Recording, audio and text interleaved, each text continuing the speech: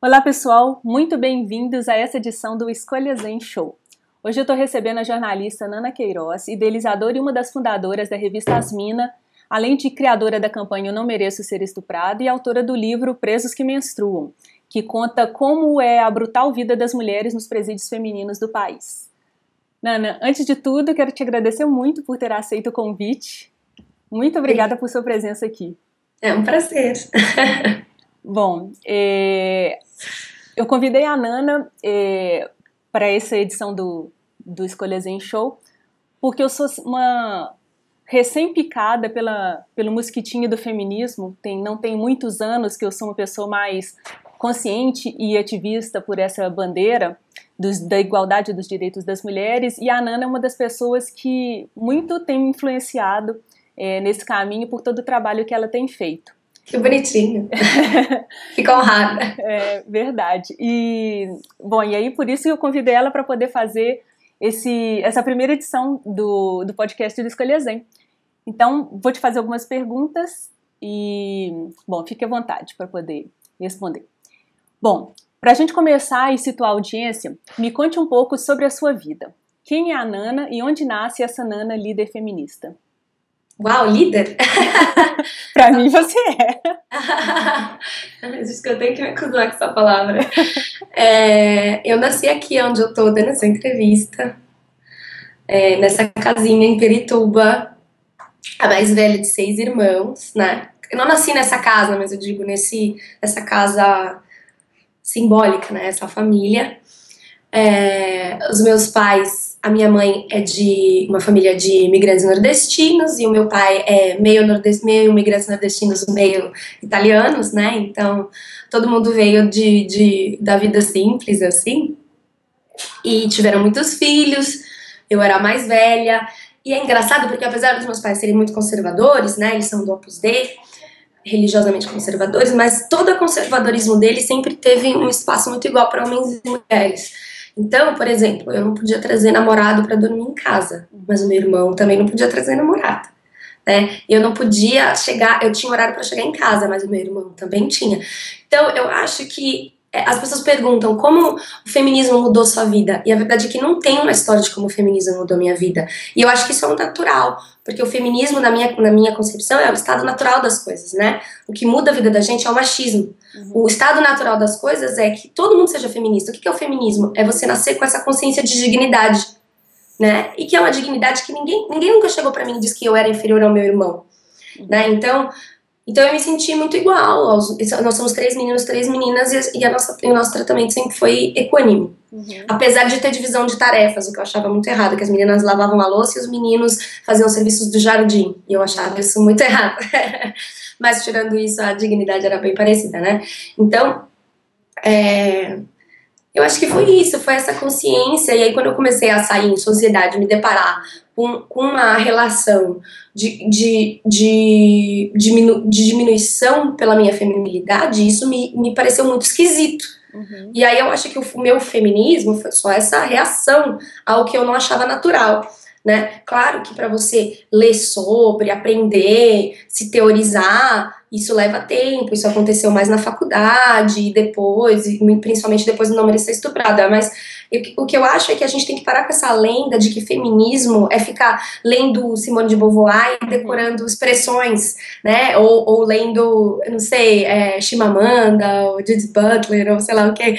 Eu acho que a gente tem que entender que feminismo é uma coisa só, que é a consciência de que mulheres e homens têm dignidade equivalente, né?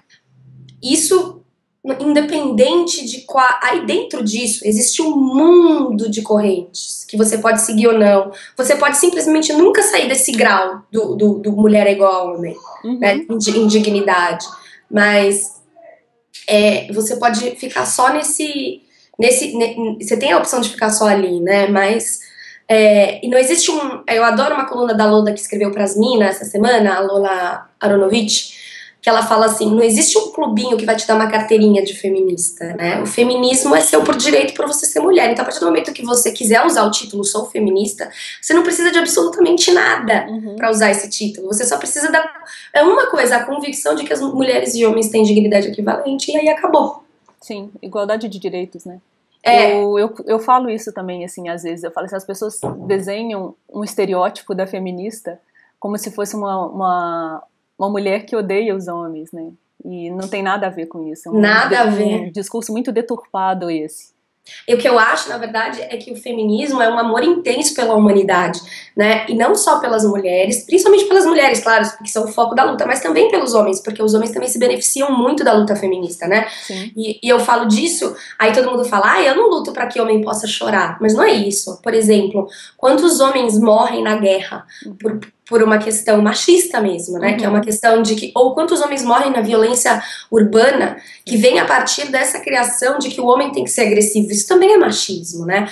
Claro que quem mais morre em decorrência do machismo são as mulheres. Não tem comparação, é muito maior, né? Mas a gente tem que entender que o feminismo é uma luta da sociedade, né? É uma luta de todos. Claro, quem tem voz, é aí que é a questão, né? Porque existe uma preocupação muito grande com o protagonismo da mulher. De quem é a voz dentro do feminismo? É da mulher.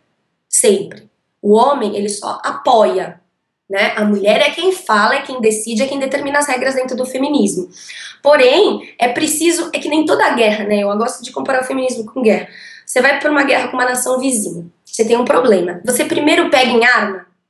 Primeiro você vai pela diplomacia, né?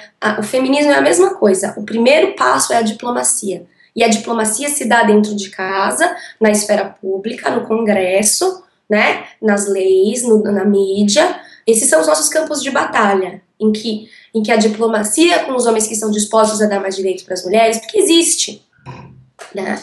Ela é sempre a primeira opção. Claro que se a diplomacia não surtir os efeitos que a gente precisa, a gente entra pra batalha, com agressividade, com estratégia, com o que for necessário. Mas a primeira estratégia é sempre a estratégia da diplomacia, né?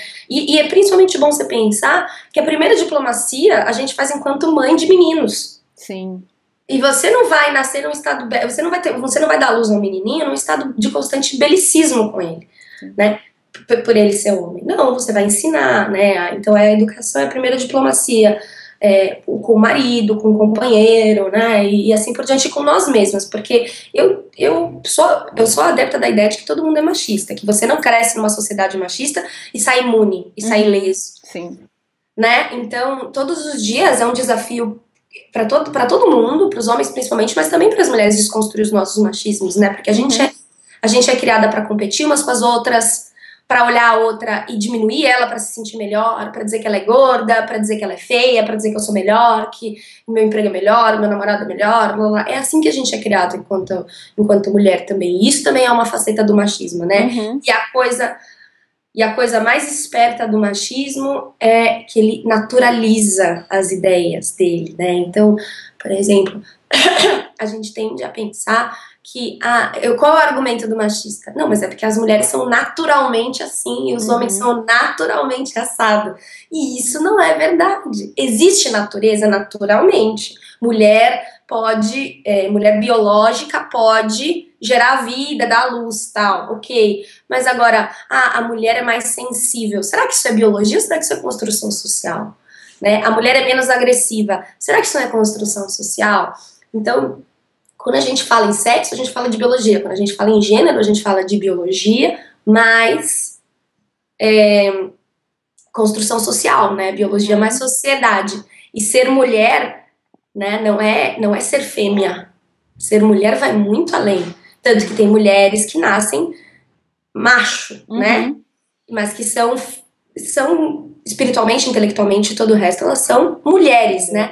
Como diz a Simone de Beauvoir, a pessoa não nasce mulher, ela se torna mulher. E aí que significa? O que é se tornar mulher? Se tornar mulher é você receber o filtro social do que significa ser mulher, né? Voltando um pouquinho, antes até um pouco das minas, do movimento Eu Não Mereço Ser Estuprada, né? Você ganhou muita notoriedade por causa do movimento. Agora, passado 1 ano e meio, aproximadamente, do evento, da construção do evento, foi abril, né, do ano passado? Foi. Como é que segue a repercussão desse tema? Alguma coisa evoluiu nesse cenário? Você percebeu? Você teve notícia de alguma evolução? É engraçado que eu não mereço ser estuprada, eu sempre gosto de falar que eu só era a porta-voz do movimento. O movimento não era meu, ele era de 200 mil mulheres que participaram dele. Sim. E homens que apoiaram também, né? E eu acho que o Não Mereço foi uma quebra de tabu muito importante. Porque foi a primeira vez que muitas vítimas de estupro puderam assumir pra si e pra alguém que elas foram estupradas, né? Porque nem sempre o estupro é tão claro assim no olhar de uma pessoa. Porque você pode falar sim até o momento. A verdade é que você pode falar sim e não em qualquer momento. Mesmo quando a penetração já está ocorrendo, você pode falar não, chega, né? E algumas mulheres entendem que não, que tem um limite ali. Se ela falou não depois daquilo, ela já tinha perdido o controle, porque o homem tem um instinto, incontrolável, que é essa coisa que emburrece o homem, que é uma coisa do machismo muito surreal. E então o que eu acho é que a principal conquista do Não Mereço foi essa quebra de tabu. É trazer o tema do estupro da obscuridade para a luz, né? E eu não sei, é que é difícil eu fazer uma análise não influenciada, porque como eu era porta-voz, as pessoas tendem a vir para mim com o discurso do movimento que elas já ouviram, né? Então, mas eu tenho a impressão que no Brasil em geral, as mulheres, principalmente as que têm acesso à grande imprensa e às redes sociais, puderam debater isso com as pessoas e a tolerância cresceu um pouco, né? Eu ouvi muitos homens, mesmo do meu convívio, que nunca tinham pensado sobre isso e que começaram a se questionar, né? Uma coisa, a própria história legal é a do meu pai, né? Que é um cara bem conservador, como eu já falei, e assim que saiu a minha foto de Não Merecer Ser Estuprada, ele ficou morrendo de vergonha, né? Aí ele falou, ai filha, que vergonha saindo, nunca achei que eu ia criar uma filha pra ficar pelada na televisão. Aí logo em seguida, depois de um tempo, ele foi me buscar no aeroporto para me trazer para uma entrevista no Altas Horas. Aí ele assistiu a entrevista e na volta, quando ele foi me buscar, ele disse assim: agora eu entendi que a sua nudez não é a nudez erótica, é uma nudez política, é uma nudez de reflexão. E eu acho que eu queria que você soubesse que o que você está fazendo eu acho muito importante. Então veja, né? A transformação existe e eu acho que o Não Mereço causou para muita gente essa reflexão pela primeira vez na vida, né? Que é o tamanho da saia não influencia o estupro, a culpa nunca é da vítima e essas. Eu acho que é um trabalho de formiguinha, claro, né? Sempre tem que construir em cima disso. E eu acho que tudo que veio depois, né? A revista Asmina inclusive eu acho que a revista Asmina é filha direta do Não Merecer Ser Estuprada. Porque o Não Merecer Ser Estuprada foi um momento. A revista Asmina quer ser uma campanha cultural contínua pela equidade, né? Sim. Então vamos prolongar esse debate no tempo. Vamos continuar discutindo isso. Vamos ver como a gente, enquanto mulher, pode se empoderar e pode chegar mais longe, né?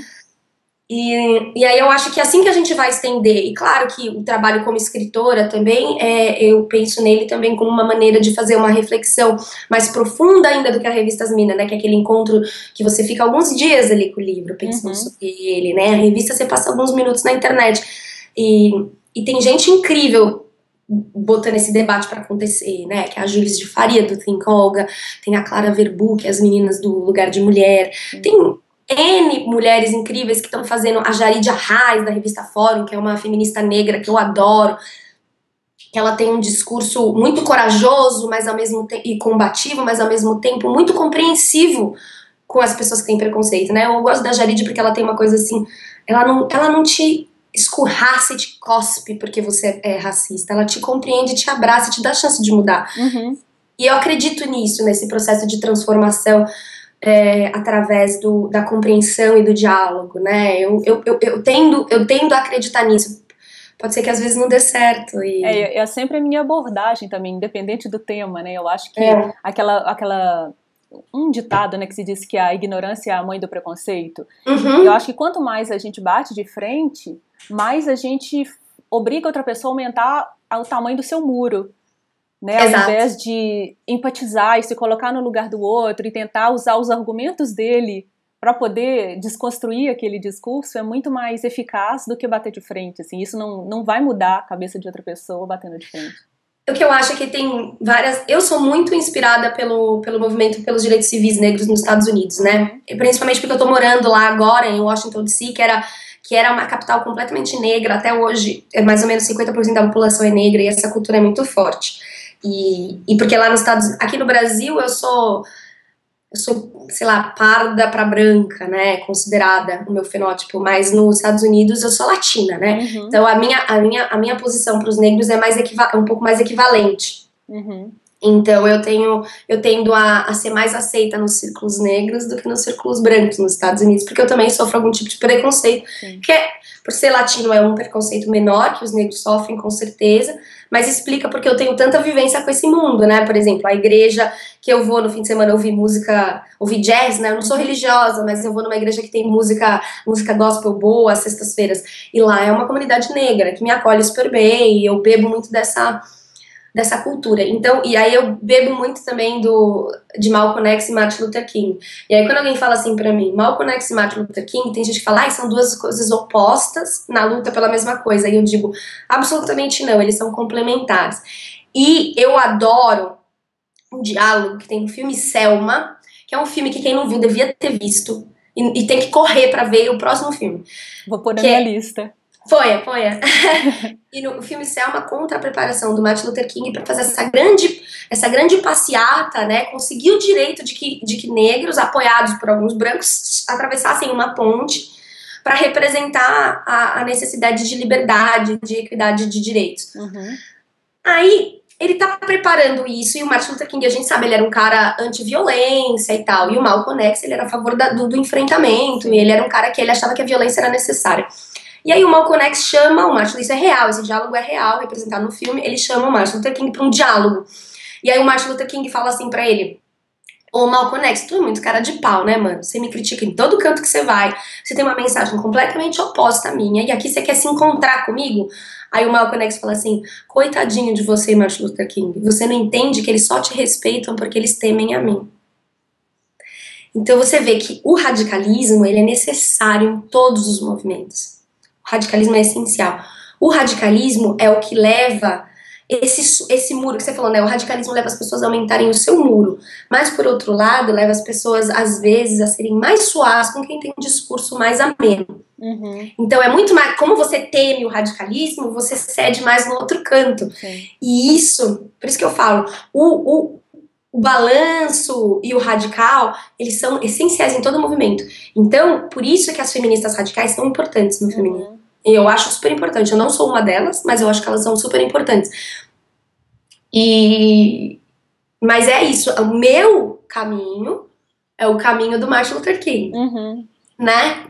Como eu me identifico, é só o que eu sei fazer. Talvez por conta da minha criação, talvez por conta da minha personalidade, não sei. Mas eu vejo valor nos dois espectros da luta. Né? Sim. E por conta, né, do movimento, você até citou aí já que você recebeu muitas mensagens e muitos relatos tocantes vindo de pessoas que resolveram se libertar das suas histórias de estupro. Recentemente, em 2 entrevistas da querida Joana Maranhão, né, ela voltou a falar um pouco desse processo de abuso que ela sofreu na infância, e fica muito claro que quanto mais ela fala, mais ela se cura, como acontece com diversas outras dores, né? Porque falar de um medo parece que a gente cresce em frente àquele medo, né? Aquela questão que tanto nos assombra, assim. E de todo esse material que você recebeu, provavelmente tem histórias muito inspiradoras que podem transformar a vida de milhares de mulheres que já viveram ou que ainda podem até passar por essa experiência dura e triste. A ideia de fazer um documentário ou algum levantamento dessas histórias não passou pela sua cabeça? Passou, mas na verdade é que eu ainda sou da linguagem do livro, né? Então eu penso... Eu tinha até um nome para esse livro. Eu pensei um dia fazer um livro de relatos de mulheres que foram abusadas sexualmente, e eu queria chamar ele Estupro na Terra do Biquíni Fio Dental. Porque é essa questão que eu acho muito chocante, que é a aparente liberdade que se dá no Brasil para que a mulher exponha o próprio corpo, só que essa não é uma liberdade real, porque a mulher só é autorizada a expor o corpo quando ele pode ser usado pelo homem, quando ele pode ser objeto sexual. Quando ela expõe o próprio corpo por uma questão pessoal, de vaidade ou de empoderamento, já não é mais válido, e aí ela pode ser estuprada e é tudo bem, entendeu? Porque afinal ela estava provocando. Então, esse embate de ideias me parece interessante de ser abordado. E aí eu queria tratar os relatos. Por que eu não comecei a fazer isso ainda? Porque é muito pesado. E traz também os meus próprios fantasmas, os fantasmas das pessoas que eu amo. Então eu acho que exige uma maturidade para abordar um tema desse, sem ficar um livro sensacionalista, sem ficar um livro pesadão e deprimente. Então eu ainda quero crescer um pouco enquanto escritora antes de abordar isso. Mas essa ideia tá fermentando dentro de mim, quem sabe daqui a uns, sei lá, 5, 10 anos ela não vire realidade. Ou eu penso também às vezes em organizar uns grupos de apoio em que vítimas de estupro possam contar uma para outra o que rolou com você e como que você tem lidado com isso. Porque nos casos de estupro a verdade é que muitas mulheres não se reconstroem, sabe? Então histórias inspiradoras são difíceis de achar. O que acontece é que você até aprende a lidar, mas não é como as histórias de tipo, graças a isso eu aprendi a ter força, e a isso ou aquilo, eu usei a dor para uma coisa construtiva. Ainda é uma coisa que é difícil, porque o tabu ainda é muito forte, porque a sociedade ainda não apoia essas pessoas. Então, talvez seria um livro, um documentário, seja lá o que for, muito triste, né? Então, eu tenho que pensar muito como trabalhar isso. Sim. Bom, então agora eu vou pular um pouquinho para a revista Asmina, que acaba de ser lançada, né? Tá fazendo uma semana hoje. Aniversário. E ela nasce nesse contexto pós Eu Não Mereço Ser Estuprada, com essa missão desafiadora de representar todas as mulheres que não se identificam com o perfil das mulheres tradicionalmente presentes nas capas das revistas femininas. Esse perfil de mulheres que não vivem em função dos desejos e expectativas masculinas. Como que está sendo a repercussão do lançamento até agora? Tem sido incrível, sabe? Tem sido... A gente, quando se encontra, assim, a equipe, né? A gente fica emocionada e... É bem legal. Mas tem sido também muito desafiador, porque a gente criou um modelo que a gente não conhece que exista, né? Porque a gente é uma revista sem fins lucrativos, a gente está nascendo como uma das modalidades de ONG, e a gente, ao mesmo tempo, quer fazer um jornalismo que seja independente, que seja um jornalismo que apresente os dois lados e todas aquelas regras do jornalismo, mas, ao mesmo tempo, tenha uma pauta que empodere, né? Que empodere as mulheres. A gente quer servir a essa missão. Então, a gente é uma ONG cuja missão é usar a informação a serviço do empoderamento feminino. E quando a gente fala em diversidade, né, a diversidade que era a bandeira máxima da revista, que a revista queria abraçar todas as mulheres, né, das transexuais, passando pelas lésbicas, as héteros e até as mulheres magrinhas que se encaixam no padrão de beleza. A gente queria abraçar todas, né.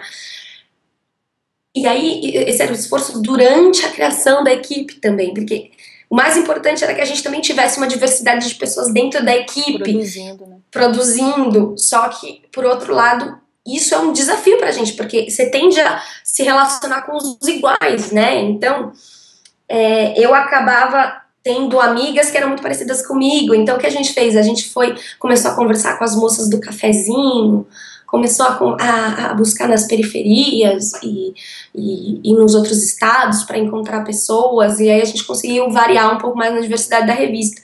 Claro que isso tem muito que crescer, e eu acho que eu tava com muito medo da primeira edição, e eu escrevi um editorial para ela que foi muito sincero, assim, as pessoas podem criticar várias coisas, mas ele foi muito sincero, que eu tinha certeza que a gente ia falhar muitas vezes, mas que a gente sempre ia saber que a nossa principal qualidade era o corpo de leitores, que participou desde o começo, porque a revista só existe porque o pessoal colaborou no crowdfunding, né? Então essa revista dessas 603 pessoas que colaboraram nesse crowdfunding. Então eu pedia, por favor, nos fiscalizem, né? Porque a diversidade quem vai garantir não é a nossa equipe, é vocês que vão ter. Porque vocês que vão ter que virar pra mim e falar, olha, não tô representada aqui, você tá cometendo o mesmo erro das outras revistas. E aí que eu acho que a principal transformação se dá nesse diálogo, né? Nessa abertura ao diálogo. As revistas femininas hoje em dia, elas me incomodam porque eu acho que elas têm até um tom narcisista. E de autorreflexão. Por exemplo, você entra lá e fala, a nossa equipe conta como foi o teste do novo laser não sei aonde, a nossa editora fala sobre as melhores não sei o que. Elas estão sempre falando em primeira pessoa como se elas fossem muito importantes para o leitor, e elas não são importantes para o leitor. O que importa é os assuntos que vão ser abordados, né? Então a gente queria evitar um pouco essa autorreferência, a gente queria desafiar um pouco além, e essa coisa, né, que quando a gente faz as matérias, a gente busca sair da nossa própria roupa, sabe? Pra vestir a roupa do outro. Claro que é muito difícil, a gente fez alguns experimentos de tentar colocar não jornalistas pra falar. É muito difícil, porque elas não dominam a entrevista, as técnicas, né, da entrevista e da escrita e tal, principalmente quando você está falando de pessoas que estudaram até muito jovens e têm uma dificuldade de expressão escrita, apesar de serem extremamente inteligentes, porque a inteligência não é só educação formal, Sim. a gente sabe disso, né, mas que tem uma dificuldade com o processo da criação jornalística. Então a gente tem treinado muitas mulheres para capacitá-las, né, para poder dar voz a mais mulheres e tal. Então tudo isso tem sido um desafio. Algumas vezes funciona, outras vezes não. Mas a ideia é estar aberta a essa experimentação para poder variar muito as vozes, assim, que esse é o maior esforço, sabe? Talvez seja até também o ponto mais forte, né, da revista, porque ela é uma cocriação. Eu acho isso muito, muito bacana, assim. Eu ainda não li a revista inteira, porque eu também estou na correria, mas eu gostei muito de tudo que eu vi até aqui. Achei isso bem legal. Eu acho que também a gente fez questão, quando a gente abriu a nossa página no Facebook, né, aí o pessoal falou, não, coloca uma página. Aí eu falei, não, coloca uma comunidade. Porque isso já era o primeiro recado, né? Porque a página, ela fala de cima para baixo. E na comunidade, a construção da comunidade do Facebook é tal que qualquer pessoa pode postar, as pessoas dialogam entre si, existe uma questão de expectativa de comentários de interação, né? Então, por isso, e a gente queria dizer, era uma mensagem, né? A gente não é um veículo normal, a gente é uma comunidade de jornalismo colaborativa, né? Então, é o que eu espero, entendeu? É claro que entre a visão e a realidade sempre tem as deficiências, mas assim, é muita sinceridade de intenção que tem ali. E a gente tá super aberta a críticas. A gente, claro que pede para as pessoas amarem a gente nas críticas também, sabe? Critica com carinho, porque a gente tá se esforçando muito. E eu até choro quando alguém é grosso comigo. Mas assim, a gente tá preparado para errar e acertar e ouvir crítica e melhorar. Sim. Eu vou puxar um assunto um pouco delicado agora, que é um assunto que me incomoda muito e está super dentro desse universo que a gente está conversando. A gente tem acompanhado, eu acompanho de uma forma muito desconfortável, imagino que você também, principalmente porque a gente vive de fazer análise de discurso, o quanto que esse machismo está impregnado também no discurso das mulheres, né?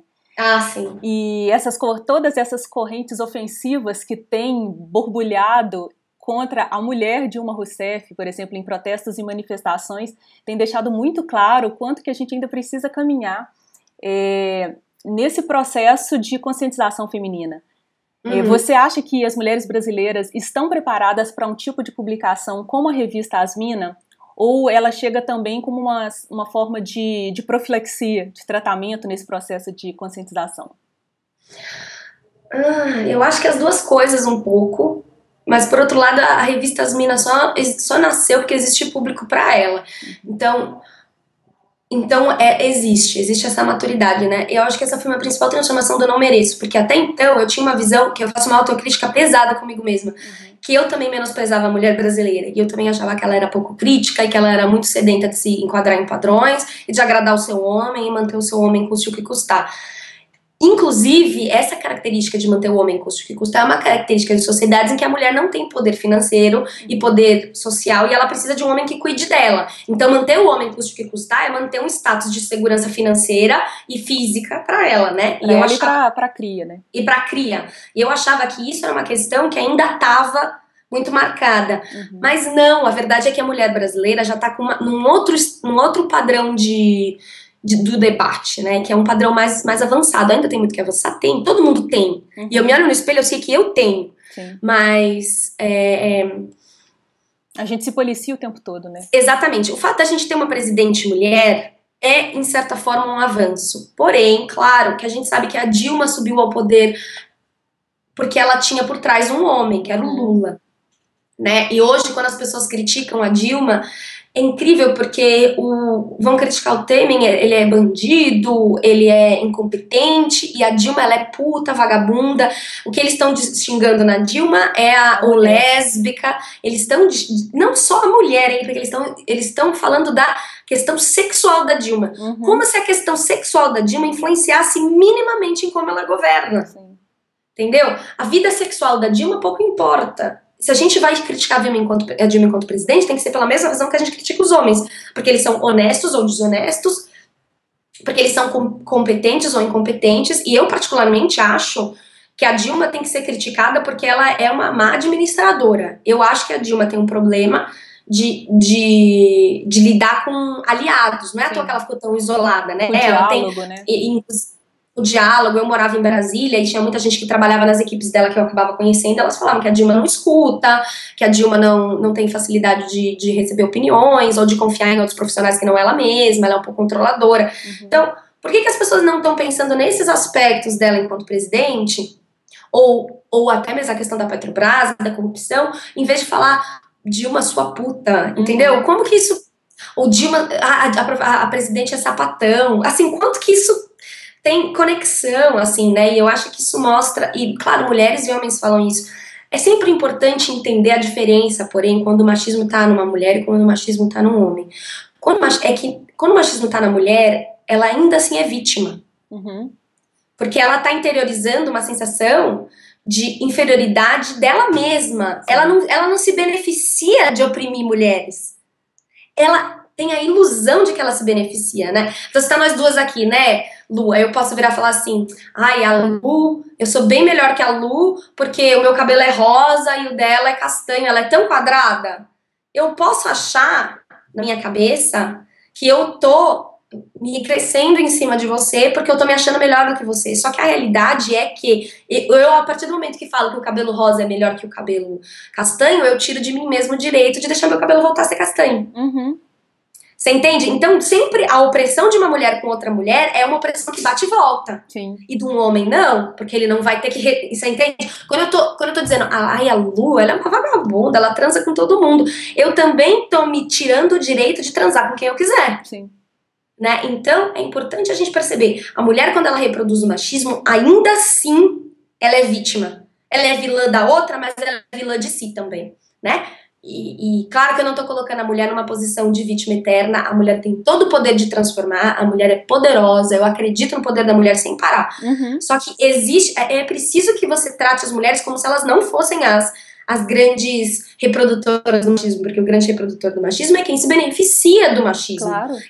E a mulher na sociedade brasileira, ela sim ainda está numa relação hierárquica inferior à do homem, né? Agora, eu, por exemplo, me considero uma mulher muito empoderada na escala brasileira, e meu marido ainda ganha mais do que eu. Uhum. Eu tenho, inclusive, mais especialização do que ele, porque eu sou especialista em relações internacionais e ele só tem um nível universitário. A gente fala a mesma quantidade de idiomas, tem os mesmos anos de experiência profissional, e meu marido ganha o dobro do que eu ganho. Né? Claro que eu tive uma opção por abrir a revista Asmina, que ainda tá engatinhando, e a gente só ganha o suficiente pra sobreviver e continuar fazendo. Sim. Mas até quando eu ainda estava no mercado de trabalho, há 1 ano e meio atrás, o meu marido ainda ganhava bastante mais que eu. Né? Então, é importante dizer, porque não que eu tô diminuindo o meu marido, ele é um excelente profissional, mas será que eu e ele não somos profissionais bons iguais? Sim. Que merecem ganhar a mesma... Por que ele merece ganhar o dobro, né? Porque agora, quando eu falo pra você, mesmo eu, na minha relação, tô numa questão hierárquica menor que o meu marido. Por quê? Porque quando a gente vai comprar um móvel na casa, eu não consigo pagar sozinha. E eu tenho que pedir pra ele pagar, ele vai pagar, sei lá, 60% e eu 40%, porque ele tem mais dinheiro do que eu. Então, mesmo eu, que busco empoderamento, ainda tô numa escala de... Né? Imagina quando for a escola das crianças, a gente ainda não tem filhos. Quando for a escola das crianças, ele vai assumir mais pagamento sobre a escola das crianças. Imagina que ele pegasse essa vantagem econômica e falasse, não, eu tenho o direito de definir o que as crianças fazem ou não, onde elas vão ou não, porque eu pago mais a escola do que você, então cala a boca. Quantas mulheres no Brasil não passam por isso? Sim. Né? Será que é a mulher que chama a outra de gorda, feia e puta, que é a vilã? Não, é um homem que se beneficia dessa estrutura e que convence a mulher. E aí que eu acho um absurdo, porque é o discurso, né? O homem, ele se faz passar por um aliado daquela mulher, quando ele diz assim, mas você é moça de família, você é diferente das outras. Aí a mulher, ela tem um engano de que aquele cara é um aliado dela, porque ele tá valorizando ela acima da média. Só que quando ele tá diminuindo a mulher, ele não tá elevando você. existe uma elevação da mulher, a gente tem que entender que a gente só vai se elevar enquanto a gente não se elevar enquanto indivíduo, mas enquanto grupo, enquanto classe feminina, sabe? Enquanto mulher, essa construção mulher, assim, né? Que é essa questão que ainda tem muito que evoluir. Então, a revista As Mina é profilaxia nesse sentido, porque é convencer as mulheres, e não só a revista As Mina, o Lugar de Mulher, o Tem Olga, o Escreva, Lola, Escreva, todos esses grandes, o Espaço Zen, todos esses lugares que estão convencendo para as mulheres que elas têm que se enxergar enquanto grupo. Porque a melhor estratégia do machismo, isso quem tá falando não sou a Simone de Beauvoir, né? Ela não fala machismo, ela fala patriarcado. A melhor estratégia do patriarcado é dividir para conquistar. É falar para as mulheres que elas estão acima da média, para que ela se sinta que ela tá circulando ali. Por exemplo, quando uma mulher é muito inteligente, você fala, nossa, mas você é inteligente que parece até um homem. Ou você dirige igual homem. Porque quando você vai dizer que uma mulher é incrível, é porque ela parece um homem. Pensa que absurdo é isso. E a gente se sente elogiada por esse tipo de frase. Eu me lembro a primeira vez que alguém me falou, nossa, você faz uma baliza de homem. E eu fiquei orgulhosa. Hoje em dia, que claro, eu tinha 18 anos. Hoje em dia, 10 anos depois... 10 não, são 12, mas não conto pra ninguém. Eu acho um absurdo que eu tenha me sentido elogiada por essa frase.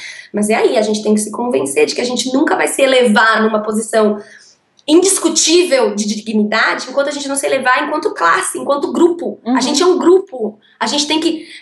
Enquanto o patriarcado tá dividindo pra conquistar, a gente tem que se unir pra conquistar. E eu não tô falando conquistar o homem, claro, eu tô falando conquistar o espaço equânime com relação ao homem, né? Sim. Bom, além de tudo isso que você já fez e tá fazendo, você ainda também acabou de lançar um livro. O Presos que Menstruam. O Presos que Menstruam. Fala só um pouquinho do Presos que Menstruam aí pra gente, pro pessoal conhecer. Legal.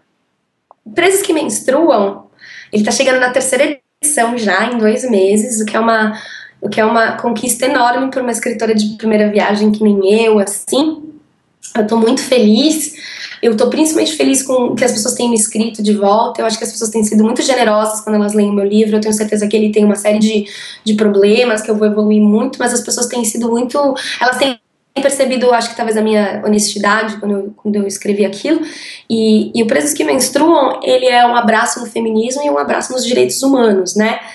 Que é pra mostrar, eu acredito, que os direitos humanos não sufocam a necessidade de feminismo e nem o feminismo de direitos humanos, eles são bandeiras aliadas, né? Então aquela velha história do eu não sou feminista, eu sou humanista, é uma tremenda bobagem, porque é isso que tem liderado, tem levado o sistema carcerário ao problema que tem hoje, que é você tentar falar, não, eu só tô considerando seres humanos. Não, a igualdade é desigual quando a gente não considera as diferenças. E quando você pensa que todo mundo que tá preso no Brasil é igual, você esquece que mulher menstrua, você esquece que mulher engravida, que mulher tem filho, que mulher tem câncer de colo de útero, que mulher tem câncer de mama, precisa de prevenção anual.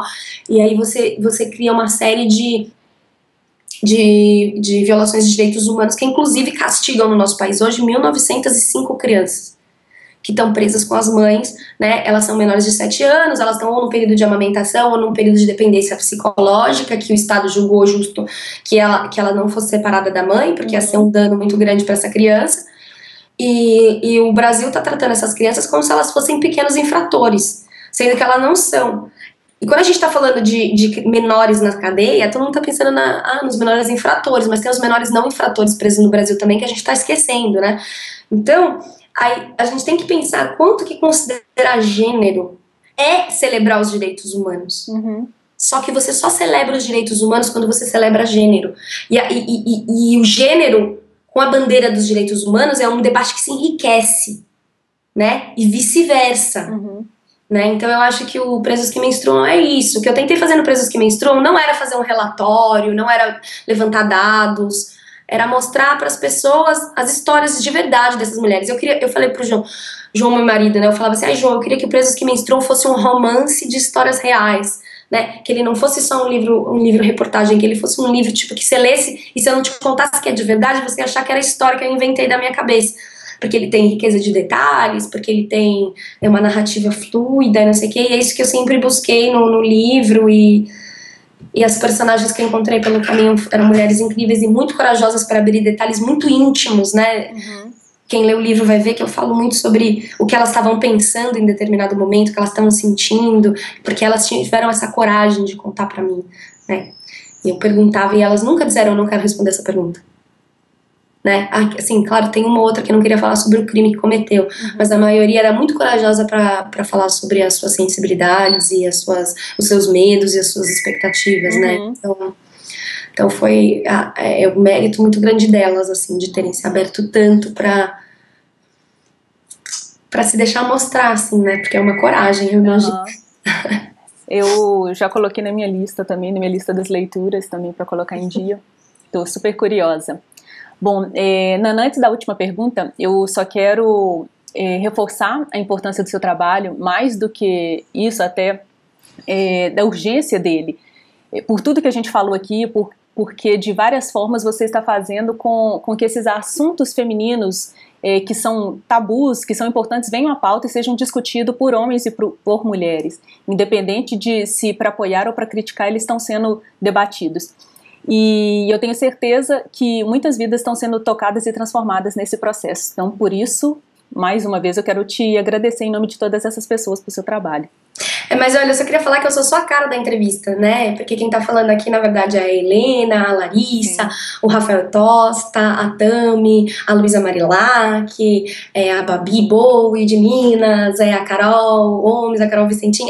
É muita gente que fala, né? Porque eu gosto de tentar evitar que seja assim, esse trabalho não é o trabalho da Nana. A Nana ela só tem menos vergonha de falar em público do que as outras, né? Então, porque isso é um trabalho bem coletivo, viu? É uma equipe da pesada, sabe? Sim, eu sei disso. É só para você, enquanto líder, uma das caras desse movimento, não que as outras pessoas não sejam importantes, não mereçam ser incluídas, é claro. Legal. Bom, então para encerrar, eu quero, só puxando um pouco para o universo do Escolha Zen, eu quero saber alguma escolha que você fez por você, pelas pessoas ou pelo planeta, que é alguma coisa que você já mudou na sua vida, com esse objetivo consciente, pensando, né, no bem comum, e uma que você sabe que precisa ou que deseja mudar ou começar e ainda não colocou em prática. Ótimo. Eu acho que o que eu já fiz eu e meu marido, a gente faz uns 2 anos vendeu o carro e decidiu que a gente não vai ter carro. A não ser que seja uma demanda de um filho doente ou de uma situação financeira que faça a gente morar muito distante, mas a gente tem essa escolha pela bicicleta, já faz 3 anos, né, e eu tô muito feliz com ela. A minha faz 3 anos, a dele é mais recente, ele vendeu o carro dele mais tarde, mas a gente tem essa escolha e lá em casa a gente é bem pesado na reciclagem e é isso. E o que eu ainda tenho que me transformar, que é um processo que eu já tô trabalhando, é a questão do consumismo. Eu gosto muito de comprar roupa, né? Então, minha primeira transformação se deu por conta dessa reportagem que a gente fez do negócio da China, né? Que é sobre o trabalho escravo, que saiu na revista Mina, e isso me fez questionar muito de quem eu compro, né? Mas eu tenho tentado abolir a compra que não seja em brechó ou na troca, né? Eu tô tentando começar a colocar criar bazares de troca com as amigas e tal, mas ainda tem sido muito difícil pra mim, porque quando eu vejo uma promoção, eu ainda tendo a querer sair loucamente comprando roupa nova. Esses dias eu tava conversando com um amigo, eu falei isso pra ele, a gente tava conversando sobre questões de corrupção e de coerência, né? Quão difícil é a gente ser coerente, é uma busca. Super. Porque eu falo que a coerência é a minha maior busca evolutiva.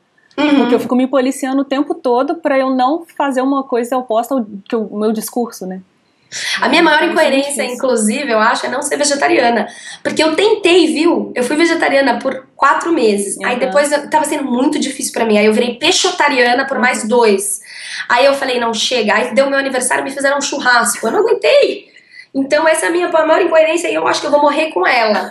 Porque eu não consigo abdicar. Reduzir pra mim o consumo de carne já é um desafio enorme. É um processo, não é fácil, assim. Eu já tô às vésperas dos 5 anos e envolve um processo todo, assim, de conhecimento que você vai ganhando sobre todas as outras possibilidades alimentícias, sobre cozinhar, sobre formas de preparo. Você conhece tantos conceitos novos, tantos alimentos que você nunca ouviu falar.